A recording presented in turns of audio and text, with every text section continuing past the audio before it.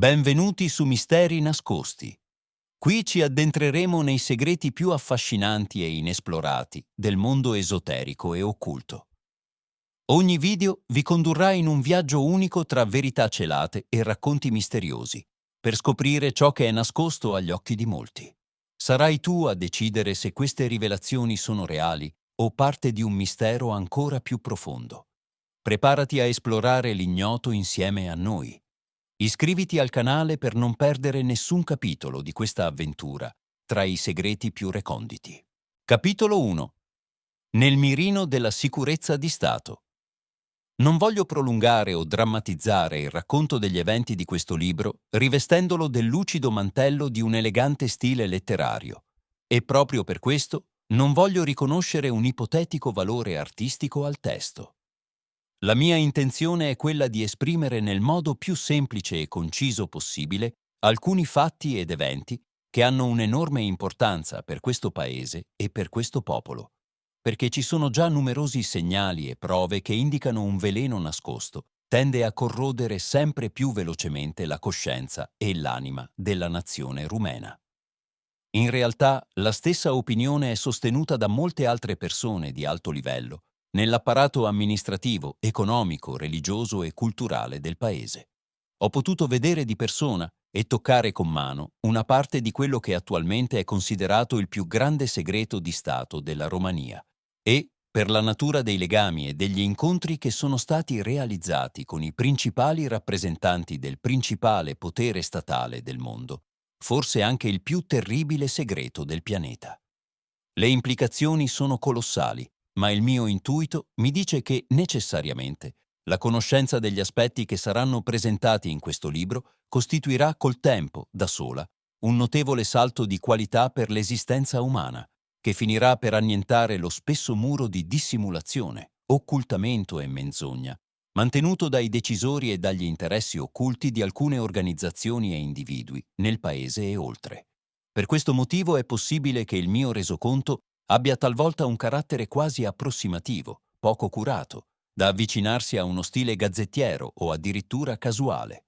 Ma considero questo modo di esprimersi il più appropriato per far conoscere ai lettori alcuni aspetti inediti, anche dietro le quinte, del mondo segreto della politica, dell'ex sicurezza di Stato e dell'attuale servizio di intelligence romeno, SRAI. Il mio intento è quindi quello di svelare in modo graduale e cronologico una serie complessa di eventi, fatti, realtà e correlazioni che, a parere mio e di altre persone competenti, sono di grande importanza per il futuro del Paese. Si tratta infatti di una biografia, aggiornata al 2003, di un personaggio che è reale, ma che molti forse crederanno tratto da una leggenda o da un libro d'avventura di fantascienza. Mi permetto di avvisare il lettore fin dall'inizio di non cadere nella trappola a buon mercato del dubbio e della diffidenza, ma di giudicare prima accuratamente i fatti e le verità che presenterò e solo alla fine di trarre le conclusioni che riterrà opportune. Ho avuto la straordinaria opportunità di incontrare l'eroe delle mie storie e devo onestamente confessare che non avrei preso la decisione di scrivere questo libro se lui stesso non mi avesse spesso sollecitato in questa direzione. Le lunghe discussioni che ho avuto con lui in alcuni luoghi segreti mi hanno convinto dell'esistenza di alcune realtà insospettabili, che in seguito ho avuto modo di verificare di persona in varie situazioni. Ma ciò che ha determinato in massimo grado la decisione di raccontare tutto questo è stata la scoperta sconvolgente fatta sui Monti Bucegi un anno fa, nell'agosto 2003, alla quale ho avuto anche parziale accesso, grazie a una straordinaria combinazione di circostanze che è stata facilitata dall'intervento del protagonista del libro. Probabilmente ha voluto fugare ogni mio dubbio residuo. Ora so, ho visto, ho lenito ciò che c'è. Ora posso dire di avere una visione d'insieme, ma una visione corretta, della vera storia della Romania e persino dell'intero pianeta, dalla notte dei tempi. Sarà relativamente difficile raccontarvi adeguatamente lo stupore, lo sconcerto e persino il panico delle poche persone che vi hanno avuto accesso. Quello che posso dire ora è che quello è stato solo l'inizio della scoperta, perché non ho avuto accesso a tutto Non mi è stato permesso di vedere tutto quello che c'era, ma la persona che ha guidato tutte le indagini e che mi ha dato anche l'insperata possibilità di vedere il luogo dove è stata fatta l'epica scoperta, mi ha parlato di quella parte enigmatica del luogo, a cui non ho avuto accesso per motivi di estrema sicurezza. Ma prendiamo tempo e non anticipiamo. A tempo debito descriverò tutto esattamente come è accaduto. Ma posso dire senza riserve che si trattò indubbiamente di una svolta importante sia per il mio pensiero che per la carriera che stavo portando avanti. Chiedo al lettore di avere pazienza e di permettermi di presentare prima il filo conduttore che ha portato all'evento della straordinaria scoperta sui Monti Bucegi.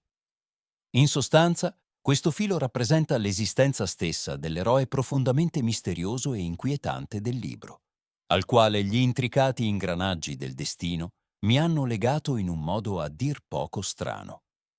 Per ragioni comprensibili, userò un nome in codice per lui. Conosco Cesare Brad da quasi 5 anni, durante i quali l'ho incontrato e parlato più volte, convincendomi della forza e del carattere straordinario di quest'uomo. La sua posizione molto particolare nella complicata macchina del potere statale lo rende ancora più credibile in ciò che mi ha spiegato in modo frammentario, ma comunque molto conciso e coerente, nei pochi incontri che abbiamo avuto, anche se a volte, per vari motivi, questi incontri sono stati quasi di corsa. Perché abbia scelto me per descrivere i fatti e presentarli ad altre persone rimane un mistero.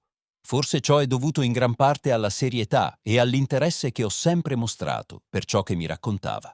Sono cose difficili da digerire per la gente comune, ma i tempi in cui viviamo sono di per sé molto speciali, tanto che ciò che un tempo mi sembrava un sogno o un atto di fantasia sfrenata oggi è perfettamente possibile. Alla fine del nostro ultimo incontro, Cesare mi disse con molta calma e distacco che la decisione di scrivere e pubblicare le informazioni che mi aveva dato era solo mia.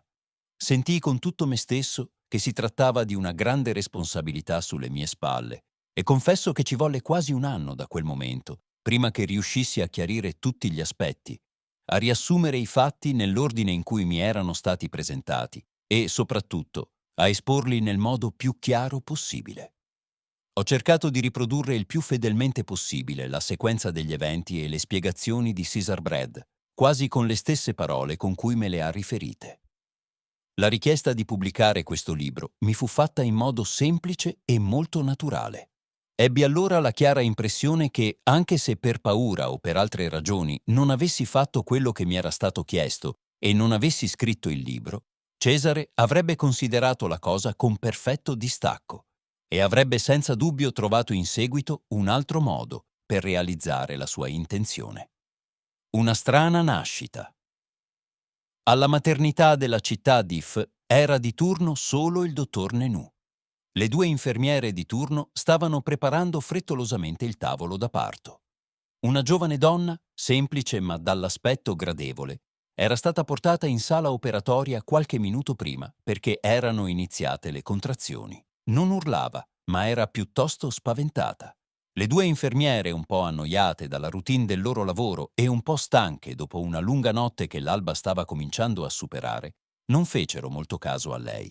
Dopotutto, negli anni 70 eravamo nel pieno dello sviluppo multilaterale comunista, quando tutto era con il popolo e per il popolo, quando tutto era uguaglianza e equità demagogica, in un modo così demagogico che non si riuscirebbe a distinguere una sedia da un uomo. Chiamato in ritardo, dopo diverse ore di travaglio che sono sembrate un'eternità per la futura madre, il dottor Nenù ha esaminato stancamente la cartella clinica della paziente. Motivo del ricovero: rottura del sacco di liquido amniotico, buone condizioni generali, pressione arteriosa normale, rare contrazioni uterine, piccola dilatazione.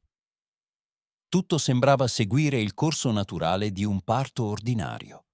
Rendendosi conto che stava guardando più la cartella clinica che il paziente, il medico si avvicinò al tavolo da parto, scuotendo la testa al pensiero che la stanchezza gli stesse giocando brutti scherzi, rendendolo disattento. Non immaginava allora quanto rapidamente la sonnolenza e l'apatia si sarebbero dissolte. Diede una rapida occhiata e si informò subito sullo stadio del travaglio. Era imminente. La dilatazione era cresciuta adeguatamente e il dottor Nenù si rallegrò del fatto che non sarebbe stato necessario il bisturi.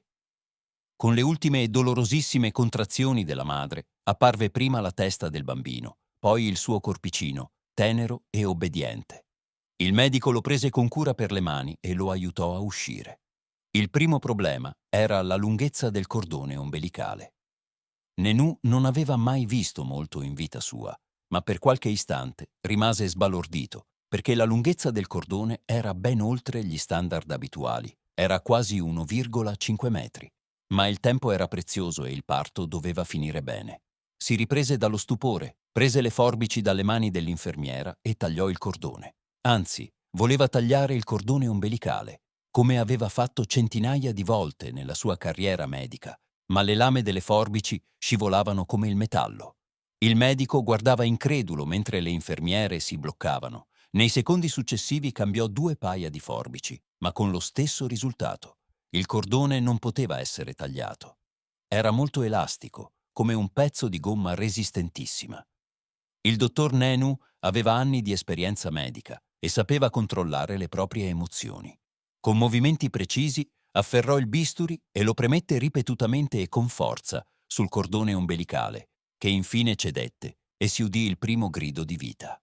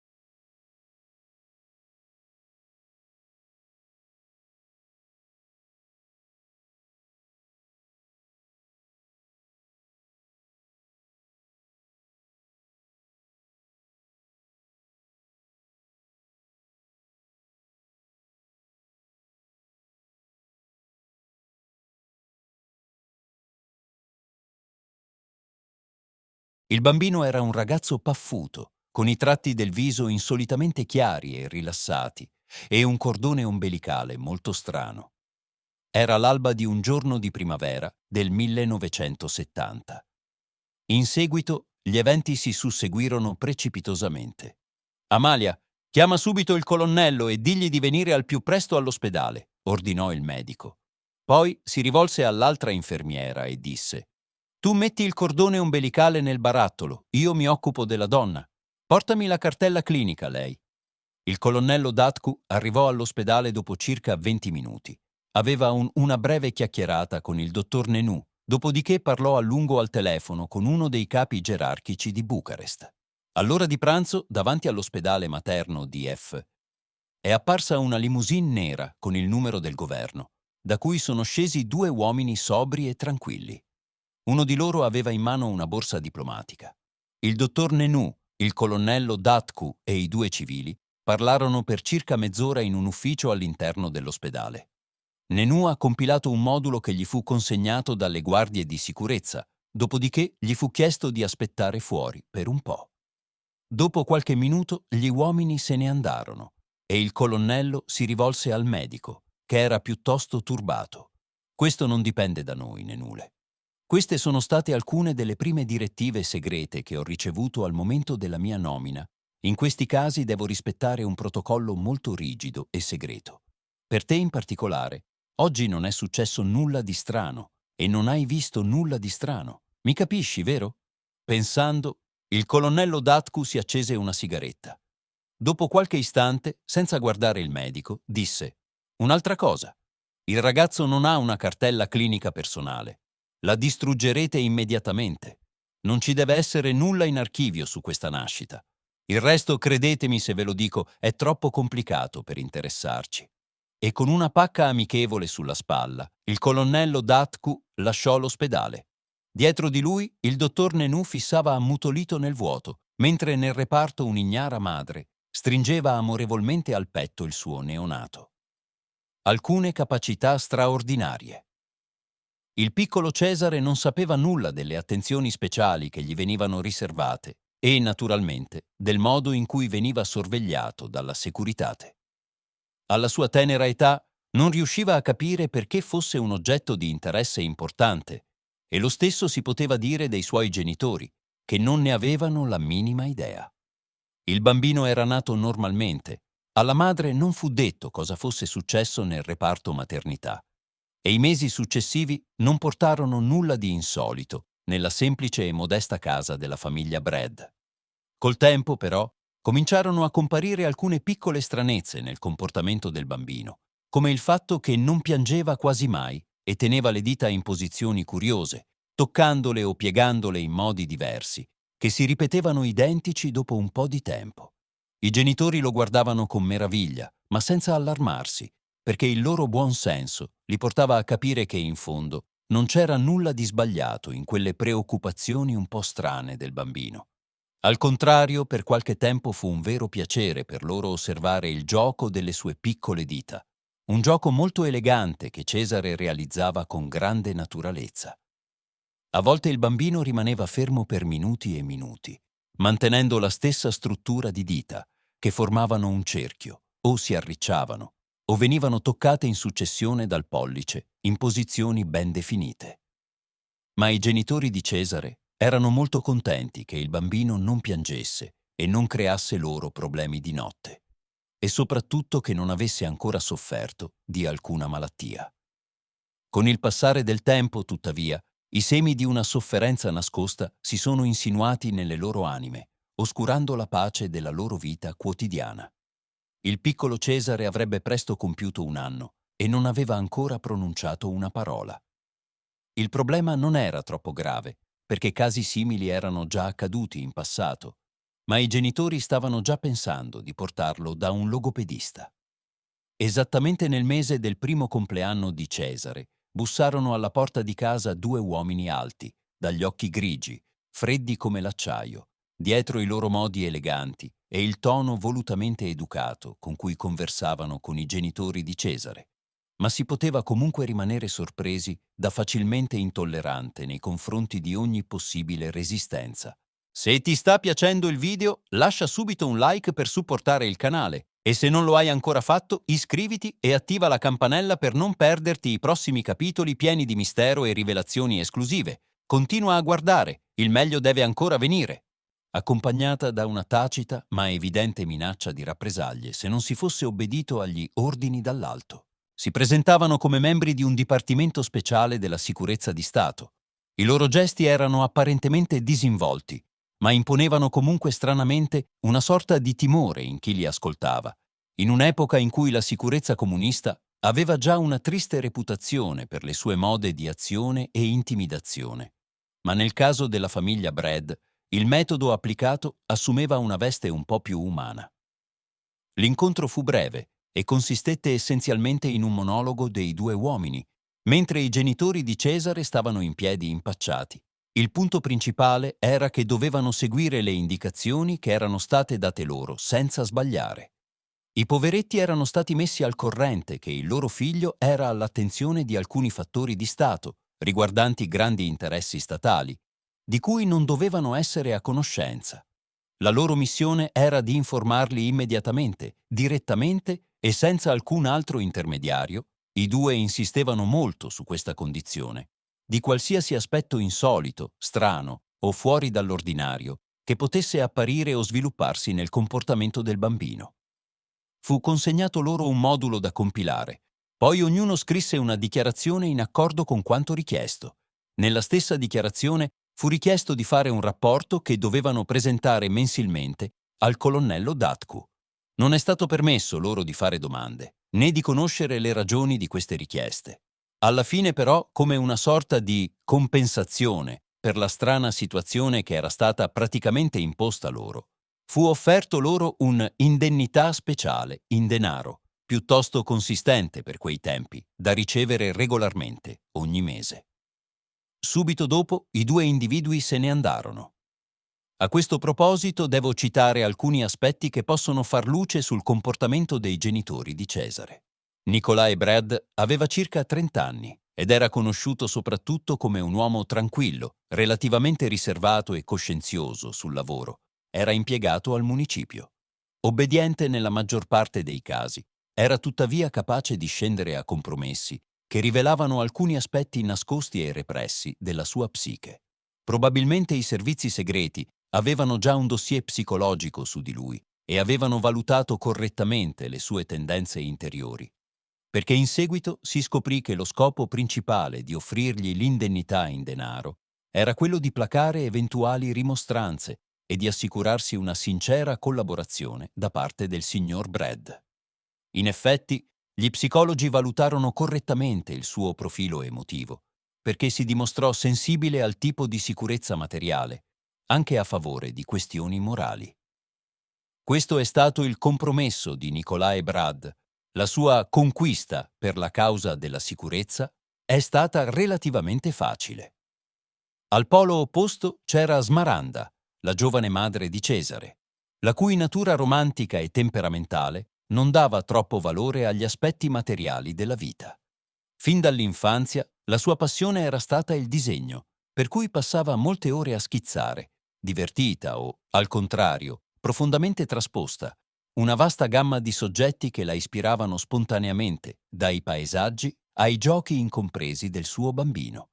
Purtroppo non aveva l'energia necessaria per affrontare le situazioni contraddittorie della sua vita che la angosciavano.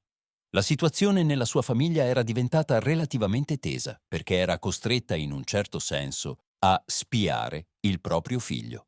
Avrebbe voluto, nel suo silenzioso ma impotente rifiuto, che il marito fosse al suo fianco, ma lui ha subito optato per la versione pratica e non complicata del problema. Dopotutto, non ci viene chiesto di fare nulla di male, ripeté Nicolae per rassicurarla. Non sappiamo nemmeno cosa aspettarci. Il tempo risolverà tutto, concludeva di solito in un stile filosofico. Dal punto di vista emotivo, questo fu l'inizio di una frattura tra i due mariti, non necessariamente mondana, ma più che altro emotiva.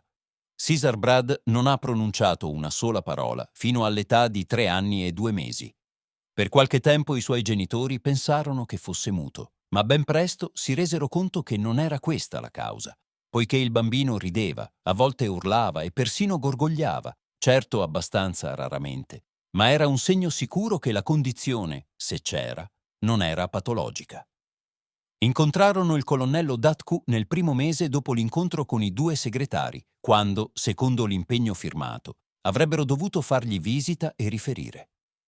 Sembrava loro un uomo gentile, serio, persino comprensivo, dando l'impressione di fare quello che stava facendo solo per adempiere a un obbligo.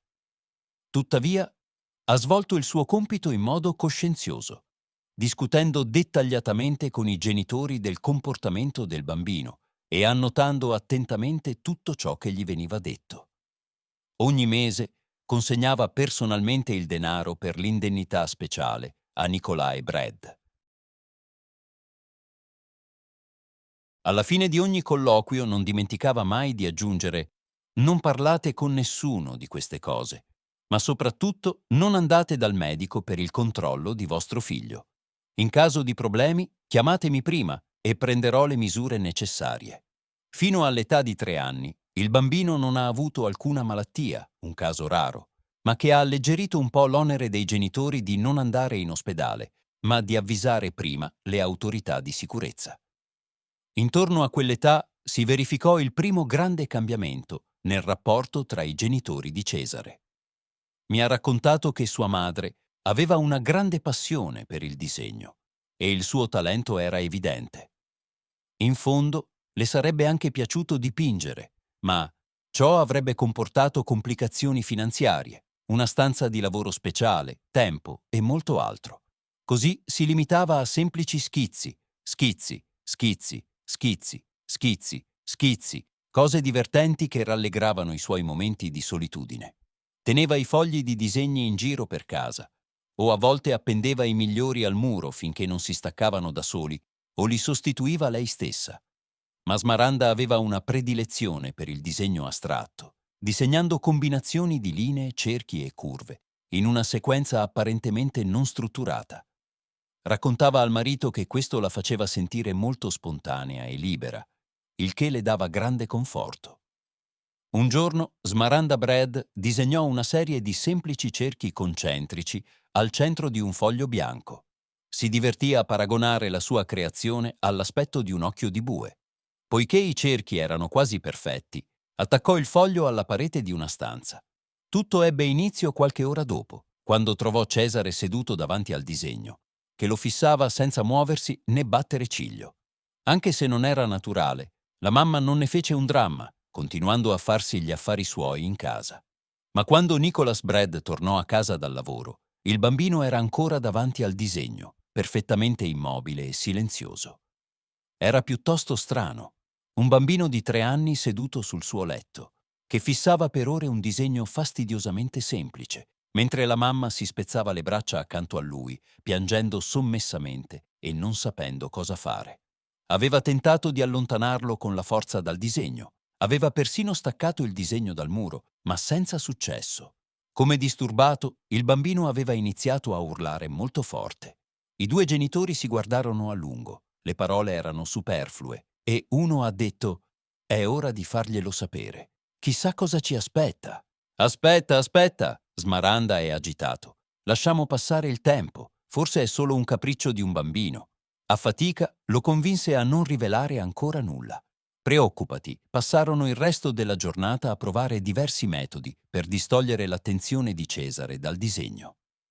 Speravano che in questo modo il ragazzo sarebbe tornato alla normalità, ma fu tutto inutile. Non appena veniva disturbato, Cesare iniziava a urlare, a piangere, e non riuscivano ad andare d'accordo con lui in nessun modo.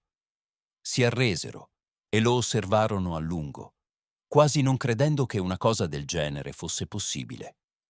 Il loro bambino fissava il disegno, senza una parola, senza un movimento, senza battere ciglio. Non aveva mangiato nulla e non dava segni di volerlo fare. Tutto ciò che accadeva intorno a lui non riusciva a distrarlo dallo sforzo concentrato in cui era impegnato. Verso le 10 di sera, Nikolai Brad chiamò il colonnello Datku e gli raccontò la situazione. disse loro di non farsi prendere dal panico e di non agire in alcun modo finché non fosse arrivato lui stesso, insieme ad alcune persone autorizzate e, in effetti, verso le 6 del mattino, arrivarono 3 individui accompagnati dal colonnello.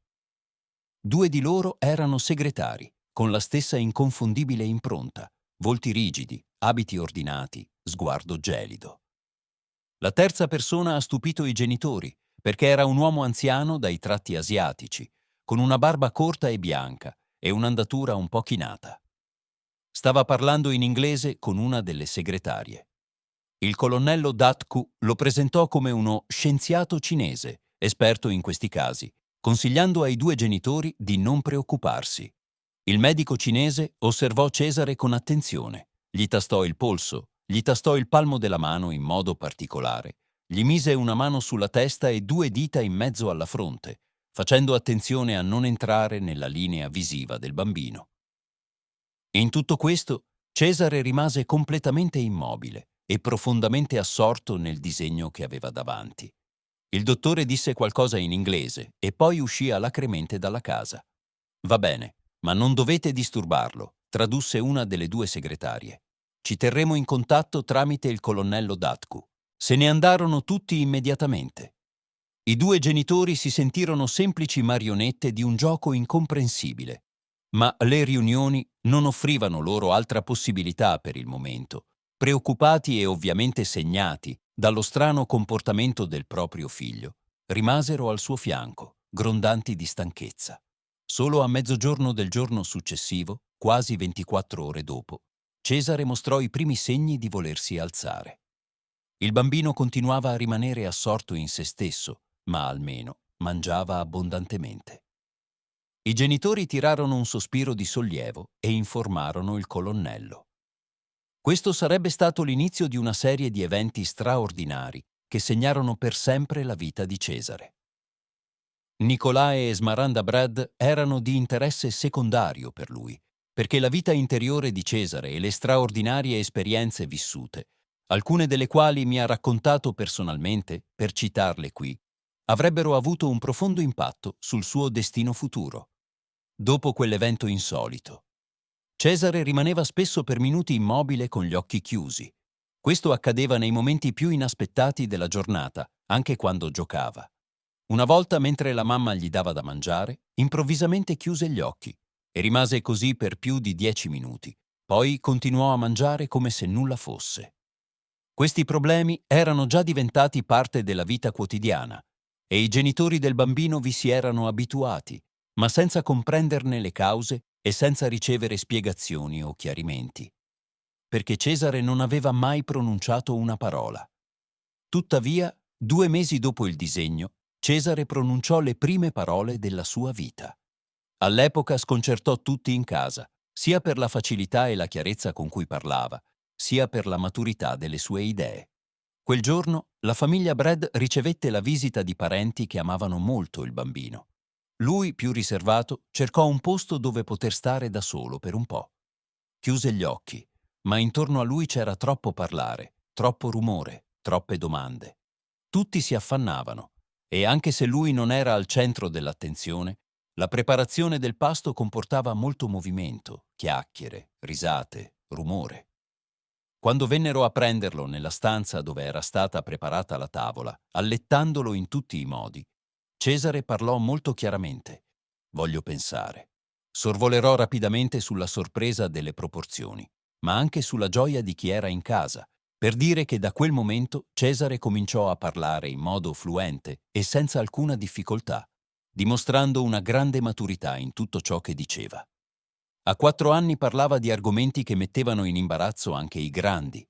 Uno dei problemi che amava sottolineare era quello della mente. Da dove vengono i pensieri? Dove vanno? Swing. Di cosa sono fatti i pensieri? Perché non tutti pensano allo stesso modo? Erano solo alcune delle domande più frequenti con cui Cesare riusciva a mettere in difficoltà chi gli stava intorno. I suoi poveri genitori non sapevano come rispondergli, lo mandavano a giocare, si scambiavano parole, ma il più delle volte Cesare era fermo. Invece delle solite attività di un bambino della sua età, preferiva approfondire i suoi pensieri. Stranamente, nonostante gli venisse spesso chiesto di parlare di ciò che sentiva e pensava in quei momenti, si rifiutava ostinatamente di spiegare o anche solo di rispondere. Molto raramente, però, diceva che dopo aver chiuso gli occhi si sentiva improvvisamente uscire dalla stanza, ma del luogo in cui finiva non sapeva parlare e non riusciva a descriverlo a parole. Fino all'età di 6 anni, Cesare veniva visitato una volta all'anno da 2 segretarie accompagnate dal misterioso medico cinese. Il dottore lo esaminava brevemente, annuendo sempre con uno sguardo soddisfatto di compiacimento, e a volte fissava gli occhi del ragazzo come se fosse in fiamme. Cesare mi disse che ricordava molto bene lo sguardo quasi impersonale, duro e profondamente enigmatico, dell'omino di fronte a lui, che allora sorrideva di un sorriso appena abbozzato. Lo avrebbe incontrato più tardi, tra qualche anno, e avrebbe imparato da lui molti misteri insospettabili della vita, perché il destino aveva intrecciato le loro vite in modo molto complesso. Probabilmente non sapremo mai cosa pensava il dottor Chien quando guardava Cesare, né come interpretava le sue insolite capacità. Ma sappiamo con certezza che in seguito ha avuto un ruolo estremamente importante nell'esistenza del ragazzo e che ha intuito correttamente le sue eccezionali forze e doti. È inoltre molto probabile che egli stesso avesse capacità e poteri soprannaturali, dal momento che i risultati ottenuti da Cesare come suo allievo sono tali da confermarlo quasi senza ombra di dubbio. Alcuni anni dopo, il dottor Chien avrebbe avuto un ruolo decisivo nella formazione speciale del ragazzo. Non ho altre informazioni su questo enigmatico personaggio, ma dalle poche informazioni fornitemi da César ho capito che all'epoca Ceausescu era molto interessato a un certo programma di formazione parapsicologica e all'utilizzo di questi soggetti in casi altamente segreti di interesse nazionale. Sembra che sia stato influenzato da alcune informazioni di intelligence che hanno attirato la sua attenzione sull'intensa attività di ricerca e sugli esperimenti parapsicologici condotti dagli Stati Uniti e da altri paesi. In qualità di capo supremo dello Stato, Ceausescu ordinò di istituire un dipartimento speciale all'interno del servizio di sicurezza per scoprire, educare e sviluppare soggetti umani con abilità insolite. Questo ordine implicava anche un top secret che andava ben oltre la scala gerarchica della segretezza, al di là del semplice segreto di servizio. Sebbene non si incontrassero particolari difficoltà nel mantenere il segreto del Dipartimento, grazie all'uso del metodo del blocco gerarchico delle informazioni, c'era ancora molto da fare in termini di personale e attrezzature tecniche. Come quasi tutte le iniziative comuniste, quando si trattava di investimenti, soprattutto in un settore in cui nessuno sapeva e non poteva muoversi, le cose procedevano con difficoltà. Non è chiaro a quale scopo Ceausescu volesse utilizzare il nuovo corso parapsicologico, ma si può sospettare che mirasse in gran parte a procedure per manipolare e influenzare psichicamente le masse del popolo, principalmente allo scopo di mantenere il potere dittatoriale e in misura minore per la capacità di difesa nazionale o per risolvere vari conflitti esteri. Ceausescu istituì il Dipartimento nel 1968, poco dopo essere salito al potere, volendo capitalizzare la sua popolarità in Occidente, che all'epoca era in aumento. Il suo ampio successo diplomatico fu il risultato di 2 fattori principali: la sua quasi aperta ostilità alla collaborazione con Mosca e il suo rifiuto di intraprendere azioni armate nella famosa Primavera di Praga del 1968. Tuttavia, la decisione di Ceausescu di istituire un dipartimento speciale per gli studi e gli esperimenti su soggetti eccezionalmente dotati presentava in quegli anni alcuni aspetti curiosi e persino contraddittori che possono farci concludere che egli stesso stesse più che altro flirtando con l'idea, che fosse promettente da qualche parte nella sua mente, ma che non fosse necessariamente nella sua lista di priorità.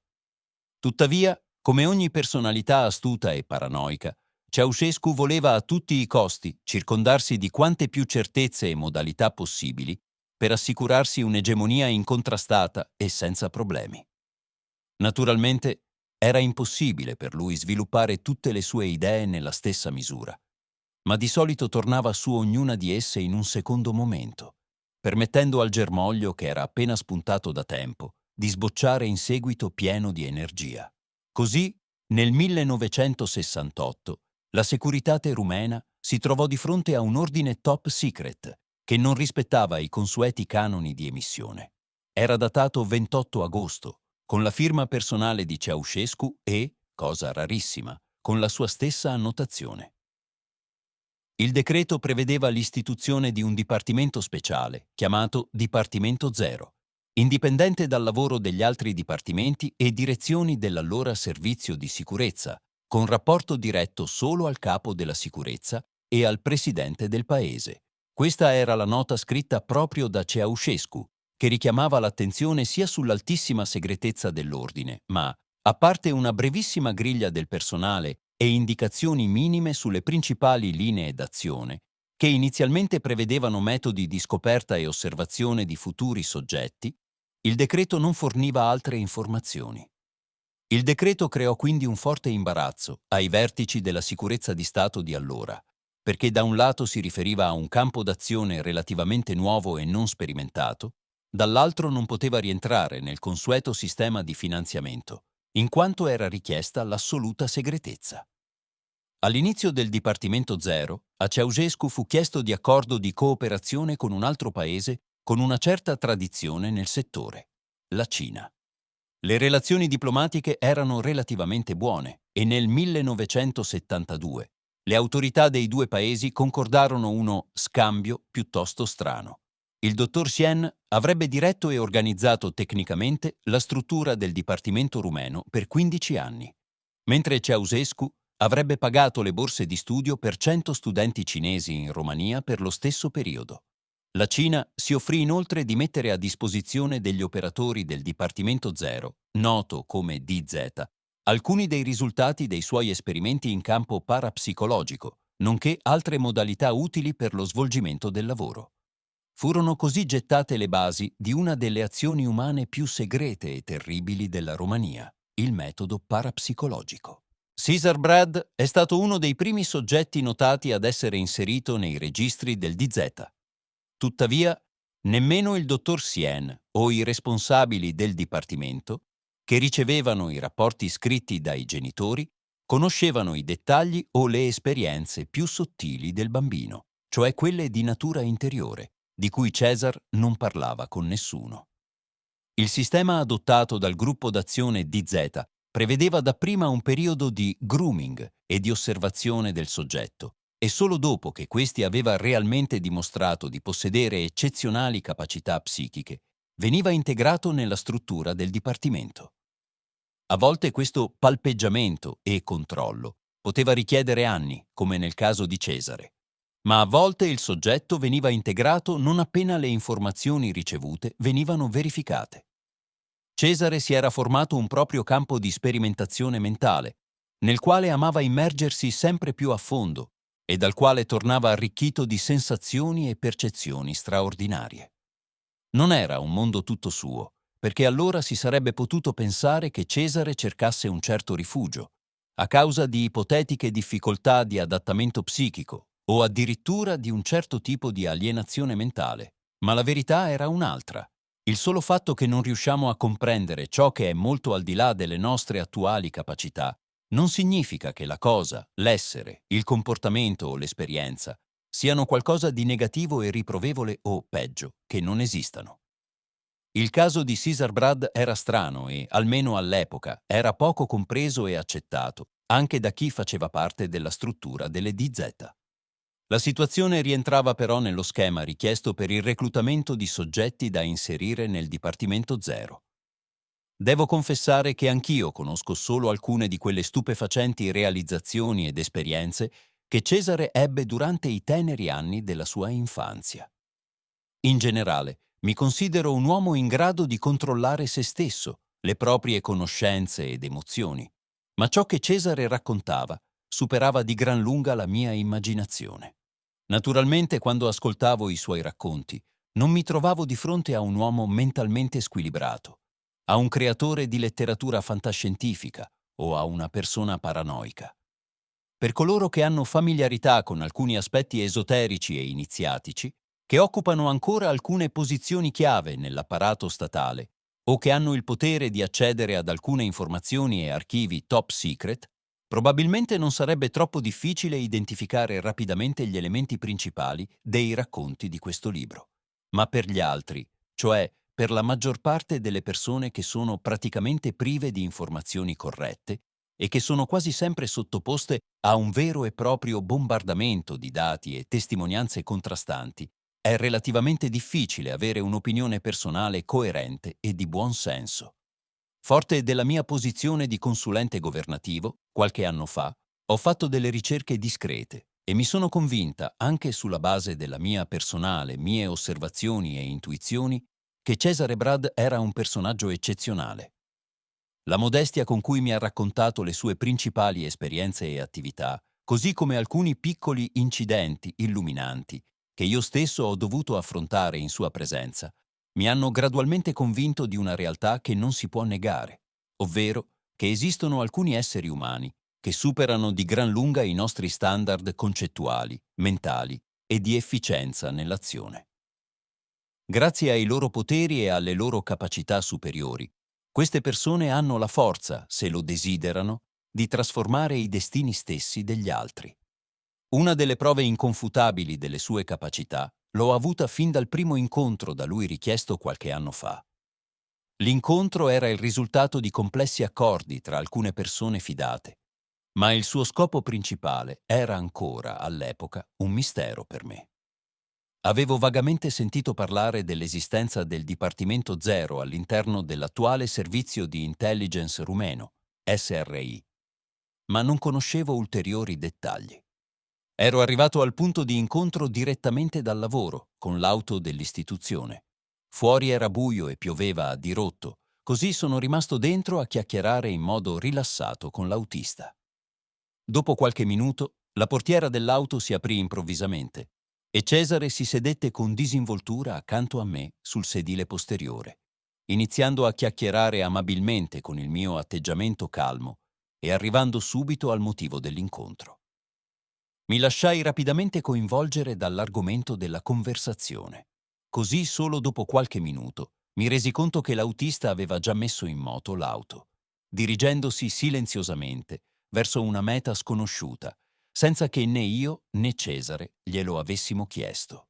Quando arrivammo davanti all'hotel Sofitel, dove Cesare aveva una stanza, espressi la mia perplessità per l'azione dell'autista, al quale non era stato detto nulla, e mentre ci incamminavamo verso la sua stanza, Cesare mi spiegò che in alcuni casi parlare si rivela inutile e che la funzione mentale, se ben controllata e purificata da disturbi esterni, può agire con la stessa efficacia delle parole pronunciate. In altre parole, mi stava parlando dei principi della telepatia. All'inizio pensai che stesse scherzando, ma subito dopo mi spiegò come aveva fatto. Nel momento stesso in cui mi salutava e si sedeva accanto a me in macchina, trasmetteva mentalmente all'autista, in modo molto preciso, la destinazione del viaggio e il comando di partenza. L'autista, convinto di aver sentito la risposta verbale, si è attenuto alla lettera. Quando l'addestramento in questa direzione è intenso e costante, la trasmissione telepatica dei pensieri non diventa più un problema, mi disse Kesar con un leggero sorriso. Quando arrivai nella sua stanza, disegnò il seguente schema su un foglio di carta e me lo spiegò. Supponiamo che un uomo, A, si trovi in una comunità di altre persone. I suoi pensieri, che non sono forti, mescolandosi con i pensieri degli altri, formano una specie di perché. Questi pensieri sono di solito deboli, non hanno nulla di preciso e definito, sono solo frammenti di idee superficiali che non vengono approfondite. Possiamo dire che ogni individuo vive quindi in un relativo isolamento, in un mondo mentale che è il suo, ma che è comunque influenzato in misura maggiore o minore, a seconda della sua ricettività, dai pensieri degli altri. Nebbia mentale. Il più delle volte percepiscono queste influenze esterne inconsciamente, come cambiamenti di umore o di stato interiore. Per questo motivo abbiamo utilizzato il termine nebbia mentale, perché a questo livello le persone non si vedono, proprio come una nave che galleggia in un mare nebbioso, senza punti di riferimento. Cesare rimase in silenzio per un po', disegnando un altro schizzo, ma se un uomo emette un pensiero molto concentrato, Sarà proprio come un fascio di luce concentrata, come un laser, mi spiegò in seguito. Inoltre, se quell'uomo dirige il suo fascio mentale in modo molto preciso verso un altro individuo, B, allora lo percepirà e lo vedrà mentalmente come una luce brillante attraverso la nebbia circostante, come il fascio di un faro sulla riva, come una luce brillante che guida le navi verso la riva. Il processo è semplice, ma richiede pratica. Focus mentale. Ma cosa intendeva per purificazione mentale? 1. Lo chiesi con giustificata innocenza, perché le spiegazioni che mi offriva erano del tutto nuove per me. Ciò che chiamiamo mente o mentale è in realtà un ingranaggio molto complesso e sottile, che ha molte divisioni o funzioni, ed è anche strutturato su diverse frequenze energetiche vibrazionali, mi ha risposto gentilmente Cesar. Alcuni chiamano queste bande di frequenza capacità o poteri. È per questo che non tutte le persone possono ottenere le stesse cose, perché non tutte hanno gli stessi poteri. Per esempio, A ha la capacità di concentrarsi rapidamente quando impara. B ha un buon controllo delle sue emozioni. C ha una memoria molto migliore di altri, ma tutte queste sono ancora solo minuscole possibilità di quelle che abbiamo a disposizione. Nonostante ciò, esse spiccano nella mediocrità mentale circostante, ma non sono ancora adeguatamente cesellate o educate. Con alcuni metodi di addestramento, le capacità mentali dell'uomo possono essere notevolmente sviluppate, il che lo porterà poi ad agire con grande efficienza. Questo lo chiamo purificazione, perché allora il pensiero, metaforicamente parlando, lascia dietro di sé una zavorra inutile, cioè i pensieri secondari, spesso viziati da cattive intenzioni, che o non hanno un vero contenuto o sono deboli e impotenti. Chi riesce a pulire la mente in questo modo acquisisce una forza mentale straordinaria. La sua mente può allora penetrare facilmente attraverso la nebbia mentale delle masse di persone, proprio come una freccia penetra nel fumo. È solo a partire da questo livello che l'uomo impara e sperimenta allo stesso tempo che la mente, come forma di energia sottile, ha il primato sulla materia e, di conseguenza, la sottomette e la controlla. È così che nascono i poteri paranormali, ma essi implicano anche un alto grado di risveglio della coscienza individuale, perché allora la responsabilità è molto grande. I poteri soprannaturali di cui dispone un individuo possono farlo agire in modo egoistico ed egocentrico, complicando notevolmente il suo destino. È come lanciare una palla contro un muro, ti torna indietro e ti colpisce con la stessa forza. Bisogna quindi agire con maturità e discernimento per il bene di chi ci circonda e non solo per se stessi. Purtroppo, alcune persone sviluppano questi poteri per servire alcuni interessi egoistici individuali o di un piccolo gruppo. In alcuni casi il problema è ancora più grave, perché l'obiettivo è quello di influenzare masse di persone per ottenere il potere assoluto e il controllo su di esse. Ecco perché vi ho convocati qui. Voglio rivelare queste verità e voi potete fare molto per aiutarne la conoscenza da parte del pubblico. Ero completamente sbalordito da ciò che stavo ascoltando. Nel giro di poche decine di minuti mi ero già confrontato con idee e nozioni di cui non avevo mai immaginato l'esistenza. Una parte di me si ribellava, dicendosi che senza dubbio mi stavano mentendo o prendendo in giro. L'intero scenario sembrava in qualche modo fantasmagorico, troppo veloce, troppo inaspettato. Tuttavia l'impulso principale era quello di fidarmi completamente di Cesare Brad e persino di collaborare con lui incondizionatamente. I miei sospetti, naturali in una situazione del genere, non potevano superare la mia profonda intuizione che ciò che stavo facendo era buono e nobile. L'uomo che avevo di fronte mi ispirava una misteriosa fiducia e sicurezza interiore, che quasi eliminava ogni tendenza della mia ragione normale a divagare e a ribellarsi, aprendomi la strada verso una terra misteriosa e affascinante, affascinata allo stesso tempo dall'attrazione che esercitava su di me. Cesare non ha voluto sprecare un solo momento con discussioni inutili o introduzioni complesse e lunghe. Mi diede così la certa impressione di una determinazione incrollabile in ciò che si proponeva di fare, andando dritto al punto, senza deviazioni, senza procrastinazioni. Tuttavia, non ho mai avvertito per un attimo un senso di obbligo o di pressione ad accettare la sua proposta. Questo è stato un fattore decisivo per me. Cesar Brad aveva, tra le altre cose, la sorprendente capacità di indurre il tuo traboccante entusiasmo in una certa direzione, di catturare senza sforzo la tua attenzione e il tuo interesse, ma questa era un'influenza ovviamente spontanea e perfettamente naturale da parte sua. Era la sua radiazione sottile che ti avvolgeva in modo molto piacevole. Sono ansioso di presentare al più presto gli aspetti sorprendenti che ne sono seguiti. Ma tuttavia la mia missione deve essere portata avanti gradualmente. Altrimenti rischio di far nascere alcuni sospetti nella mente del lettore, che si troverebbe così di fronte a un'accozzaglia di fatti e racconti presentati in modo caotico e apparentemente slegato.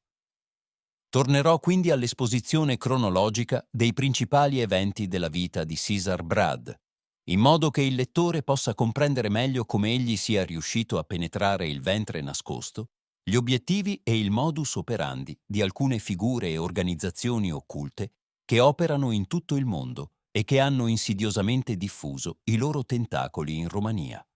Come vedremo, però, questo avrebbe portato a una svolta spettacolare, il cui protagonista principale è stato Cesare.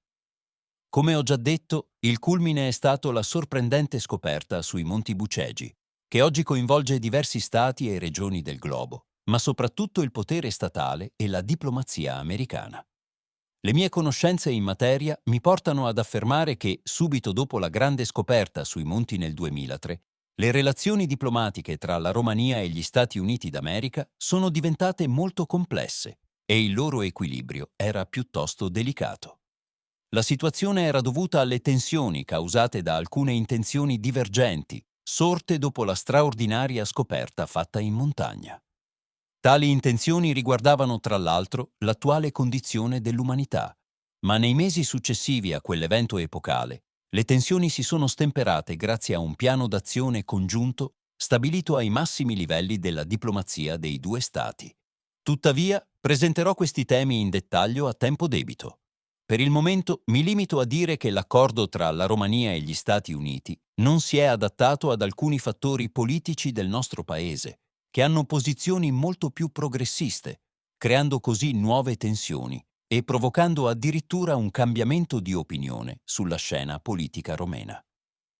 Le ultime informazioni in mio possesso, che mi sono giunte ancor prima che questo libro andasse in stampa, confermano un futuro incontro con Cesar Brad, a distanza di quasi un anno dall'ultimo incontro, in cui verrò a conoscenza di altri aspetti fulminanti e segretissimi della grande spedizione che egli, insieme a un'equipe congiunta rumeno-americana, ha realizzato sulla base della realtà della scoperta sui Monti Bucegi. Pur conoscendo già le date principali di questo viaggio, preferisco non anticipare, ma presentare tutto in modo coerente e dettagliato, quando avrò informazioni più preziose.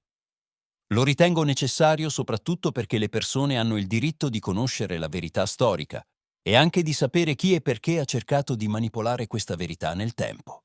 Così, molti credono fermamente di non credere, e questo basta ad alimentare lo sciame di paure e dubbi, ansie e pregiudizi, privandoli della capacità di comprendere le cose nella loro essenza. Inoltre, forse il difetto più grande è che si chiudono all'anima, quasi senza rendersene conto. Diventano superficiali ed egocentrici e i loro sentimenti sono insipidi, privi della forza e della pulsazione dell'esperienza autentica. Il più delle volte, le persone creano i propri limiti. Forse Smaranda Brad non era ancora preparata a ciò che aveva visto quel giorno. La sua capacità di comprensione era stata messa alla prova, ma sembra che non avesse la forza di superare l'emozione dell'ignoto. Quando Nicholas Brad tornò a casa dal lavoro, sua moglie gli raccontò l'incidente. Si accordarono per avvisare il nuovo ufficiale di collegamento, il colonnello Datku era stato promosso in un'altra città. A notte fonda, un'auto arrivò davanti alla casa e ne scesero 2 guardie di sicurezza. Questa volta il dottor Chen non era più presente. L'evento menzionato nel rapporto riguardava un altro tipo di azione e il protocollo dell'azione era diverso. Con il pretesto di un controllo speciale a cui doveva sottoporsi, Cesar fu prelevato dagli agenti, fatto salire in macchina e fatto partire nella notte. Fu l'ultima volta che vide i suoi genitori. Se questo video ti ha incuriosito e ti ha fatto riflettere, lascia un like per supportare il canale. Non dimenticare di iscriverti e attivare la campanella per rimanere aggiornato su tutti i nuovi contenuti. Ogni capitolo ti porterà sempre più in profondità nei misteri nascosti, quindi non perderti nessun dettaglio. Grazie per il tuo supporto e per far parte di questa avventura.